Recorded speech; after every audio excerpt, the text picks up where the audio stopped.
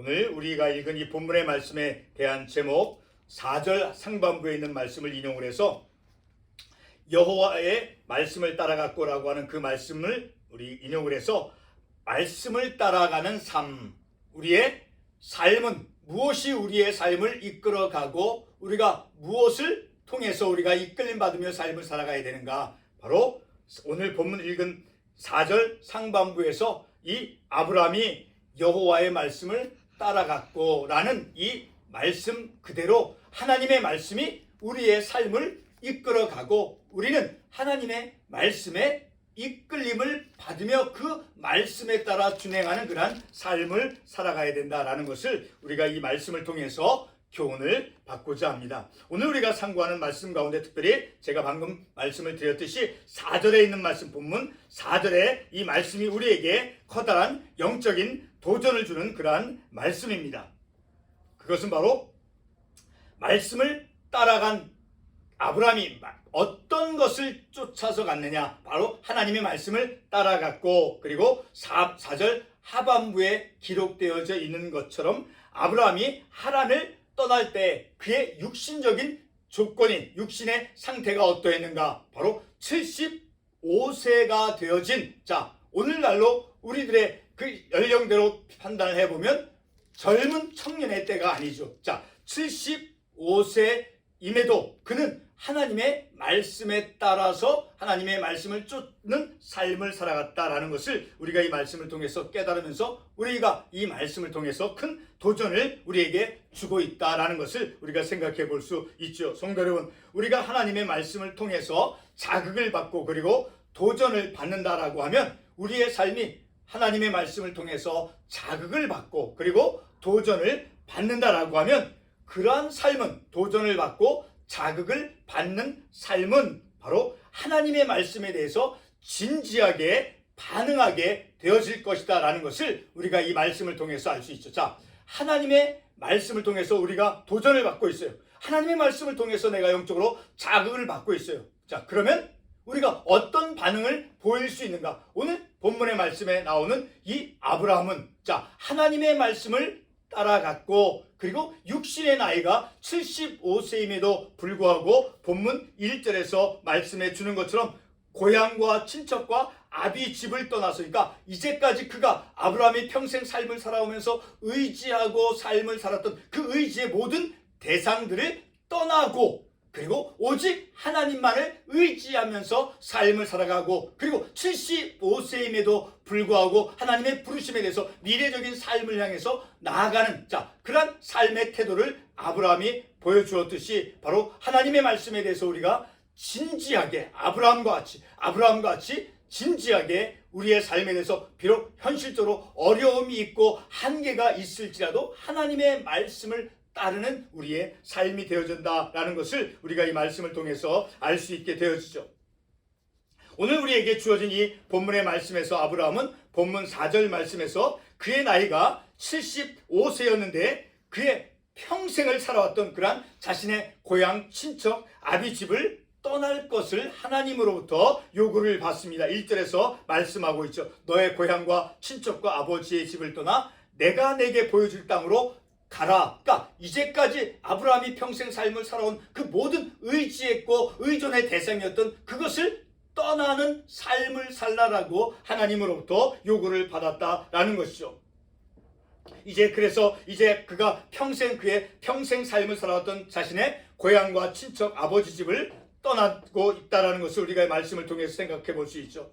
그러한 떠남을, 이제까지 의지했고 의존했던 그러한 모든 대상들을 떠나는 그러한 아브라함의 모습을 우리가 이 말씀을 통해서 보죠. 이렇게 평생 동안 정들었고 의지하며 살아왔던 그 모든 것을 떠날 것을 요구받은 것입니다. 하나님께서 아브라함에게 떠나라고 했을 때 아브라함에게는 2절과 3절에서 말씀해 주는 대로 아브라함이 이제 큰 민족을 이루며 그리고 아브라함의 그 이름이 창대케 될 것이라고 하는 그런 약속을 하나님께로부터 부여받죠. 이뿐만 아니라 아브라함으로 인해서 모든 족속이 복을 받게 될 것이라고 하는, 그가 복의 근원이 될 것이라고 하는 그런 약속을 받죠.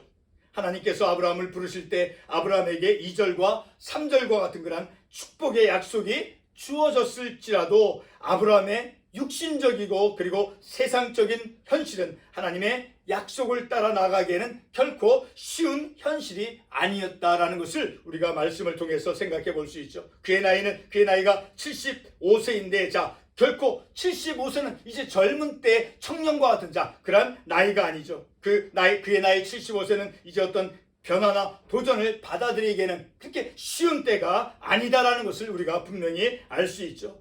이 나이는 그의 나이 75세라고 하는 것은 그의 육신적인 삶의 현실의 조건이죠. 그런 나이를 가지고 정들었던 모든 것을 뒤로하고 과거의 모든 삶을 떠난다라는 것은 결코 쉬운 일이 아니다라는 것이죠. 다시 말해 아브라함에게는 하나님의 약속에 따라 이제 반응하기에는 육신적 한계가 있다라고 하는 것을 우리가 말씀을 통해서 생각해 볼 수 있죠. 뿐만 아니라 70평생 살아왔던 의지의 모든 대상들을 떠난다는 것은 보통 인간의 의지로서는 가능하지 않을 것입니다. 두 번째로 아브라함에게는 사람으로부터 아무런 보호도 받지 못하는 그러한 조건으로서 오직 하나님의 도우심만 의지하며 나아가도록 이끌림을 받았다라는 것을 우리가 말씀을 통해서 생각해 볼 수 있죠. 이것을 본문 4절 말씀에서 어떻게 말씀합니까? 4절 상반부에서 이에 아브라함이 여호와의 말씀을 따라갔고, 그러니까 오직 하나님의 말씀만을 의지하고 하나님의 도우심만 의지하고 나아가는 삶이 그에게 시작이 되었다라는 것을 우리가 이 말씀을 통해서 알 수 있다라는 것이죠. 성도 여러분, 아브라함이 여호와의 말씀을 따라갔다라고 하는 것은 하나님께서 아브라함에게 주신 약속의 그 말씀을 의지하고 믿고 그리고 의지와 또 믿음을 가지고 나아갔다라는 그런 의미다라는 것을 우리가 이 말씀을 통해서 알 수 있죠. 특별히 히브리서 11장 8절에 보게 되면 어떤 말씀을 하고 있습니까? 우리 히브리서 11장 8절의 말씀을 보게 되면 믿음으로 아브라함은 부르심을 받았을 때 순종하여 장래 유업으로 받을 땅에 나아갈새 갈 바를 알지 못하고 나아갔으며, 그가 미래의 삶을 향해서 나아가는데 갈 바를 알지 못한 채 오직 하나님의 약속 하나님만 의지하고 나아갔다라는 것을 우리가 이 말씀을 통해서 알 수 있게 되어지는 것이죠.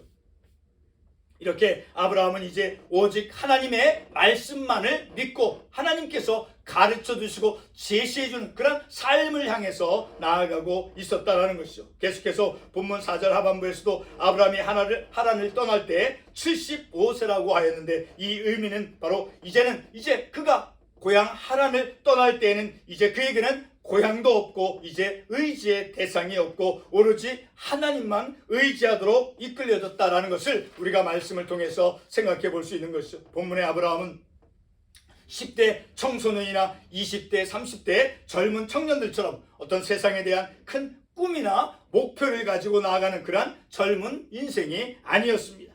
75세의 나이였습니다. 4절에서 말씀하고 있죠. 4절 하반부에서 다시 보게 되지만 아브라함이 하란을 떠날 때 75세였더라. 아브라함은 자신의 육신적인 그러한 현실에 한계가 있음을 반드시 그가 알았을 것입니다. 이러한 것은 여호수아 14장 10절 말씀에서 육신적인 나이가 85세가 된 그 갈렙이 다음과 같은 말씀을 하는 것을 우리가 볼 수 있죠. 광야에서 이 45년 동안을 여호와께서 나를 생존하게 하셨나이다. 오늘 내가 85세로 돼 라는 말씀을 비교하면서 우리가 이 말씀을 이해해 볼 수 있죠. 계속해서 여호수아 그 말씀을 11절의 말씀을 보게 되면 갈렙은 자신의 나이가 이제 85세로서 육신적인 한계가 있지만 그러나 여전히 그는 강건하다라고 말하고 있습니다.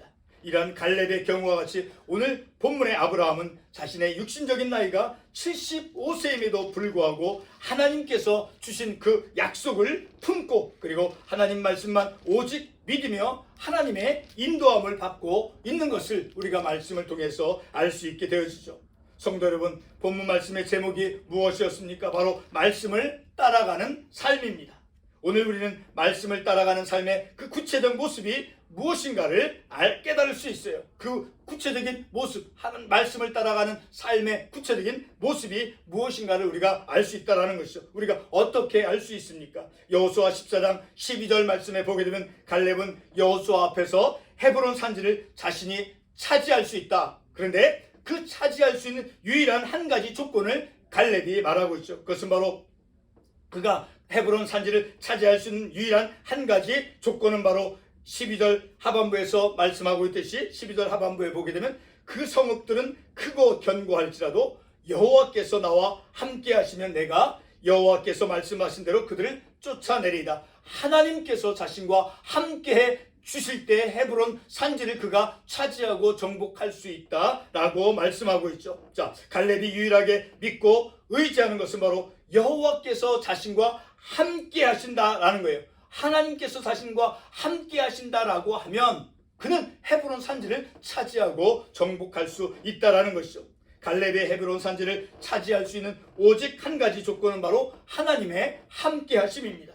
오늘 본문에 아브라함이 하나님께서 자신에게 주신 약속과 그 복의 근원이 될 것이라고 하는 그 확신을 가지고 나아갈 수 있는 오직 한 가지 가능한 방법은 바로 오로지 하나님의 도우심만 그 아브라함이 의지하고 그리고 하나님의 도우심만을 의지하고 하나님의 그 말씀에 따라서 삶을 살아가는 것만이 그에게 주어진 유일한 것이었다라는 것을 알 수 있죠. 바로 그것을 바로 본문 4절 상반부의 말씀으로서 여호와의 말씀을 따라갔고 라는 말씀이죠. 바로 여호와의 말씀을 따라갔고라고 하는 것은 오직 하나님만 의지하고 하나님만 믿고 나아가는 삶을 살아가는 그 의미다라는 것을 우리가 이 말씀을 통해서 알 수 있죠. 자, 이와 같이 아브라함이 이제 오직 하나님만을 믿고 나아가는 것죠. 그리고 갈렙이 이제 헤브론 산지를 차지할 수 있는 것은 하나님께서 함께해 주신다라고 합니까? 하나님이 함께해 주실 때 아브라함도 그리고 갈렙도 그들의 삶이 이제 미래적인 삶을 향해서 나아갈 수 있게 되어진다는 것이죠.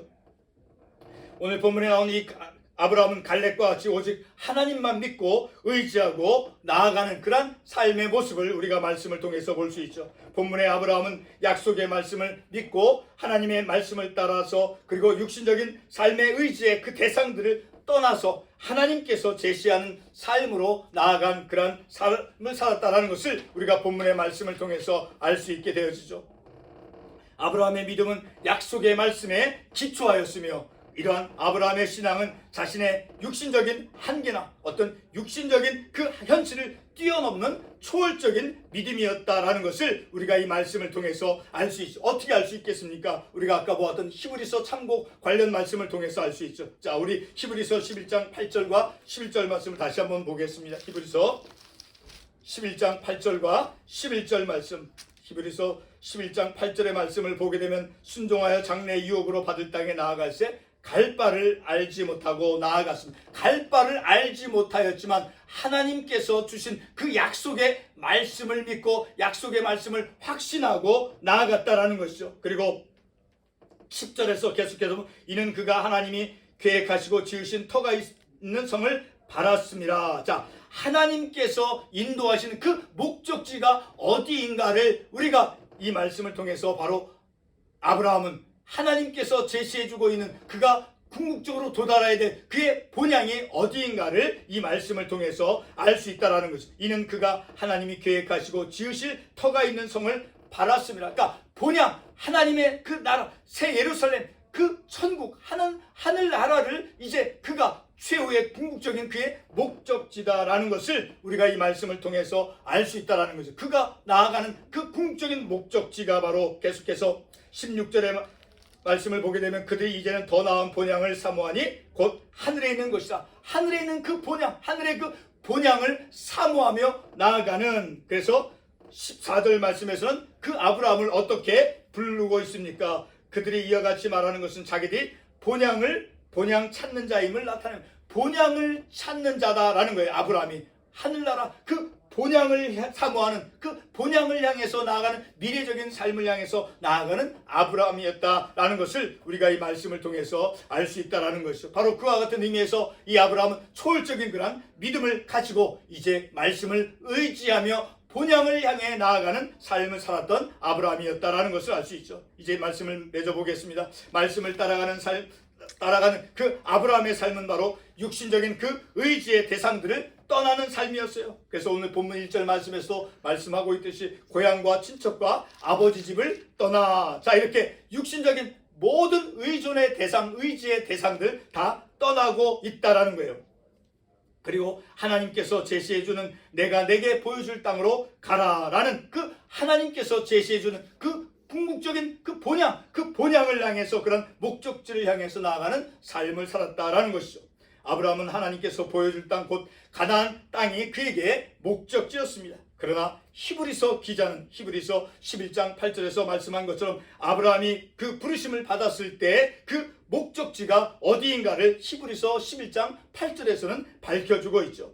그 히브리서 11장 8절에 다시 보게 되면 아브라함은 부르심을 받았을 때 순종하여 장래 유업으로 받을 땅에 나아갈새 갈 바를 알지 못하고 나아갔으며 라는 말씀에서 바로 장래 유업으로 받을 땅, 그것은 바로 그의 본향이죠. 천국 하늘나라. 자, 그 궁극적인 본향을 향해서 나아갔다라는 것을 우리가 이 말씀을 통해서 알 수 있죠. 아브라함의 궁극적인 그 목적지는 바로 장래의 유업으로 받을 땅이었습니다. 이 땅은 곧 히브리서 11장 16절에서 말씀하기를 더 나은 본향이다라고 말씀하고 있습니다. 더 나은 본향은 히브리서 12장 22절의 말씀에 의하면 살아계신 하나님의 도성인 하늘의 예루살렘이다라고 말씀하고 있죠. 본문의 아브라함은 궁극적으로 이 세상이 아닌 더 나은 본향을 향해서 하나님의 말씀으로 인도함 받는 삶을 살아갔습니다. 저와 여러분도 더 나은 본향을 향해 나아가는 말씀에 이끌림을 받는 그런 삶을 살아가는 저와 여러분 우리 모두가 되어져야 될 것입니다. 그러니까 미래적인 삶, 더 나은 본향, 하늘나라, 그 미래적인 삶을 향해서 하나님의 말씀에 이끌림 받고 하나님의 말씀에 인도함 받는 그러한 우리의 삶을 살아가는 저와 여러분이 되시기를 바라는 것입니다. 기도하겠습니다.